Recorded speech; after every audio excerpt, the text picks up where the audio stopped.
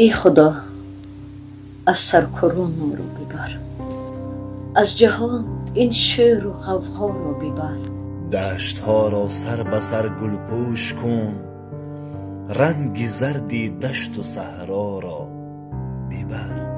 بندگانت را مکن مردم گریز، آفتی پایان و بالا را ببر. مسلمین را تو مگردان ناامید، اشک تلخی گبر و ترسا را ببر. کعبه و بتخانه ها را باز کن، خالگی جمله مأوا را ببر.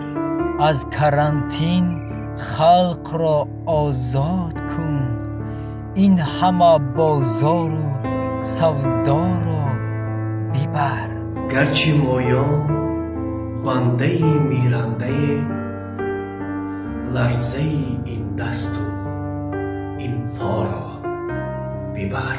در غریبی ها مسافر را مکش، شورش این بحر و دریا را ببر. تاجیکستان را بهشتی عدل کن، رنج و دردی مردمی ما را ببر.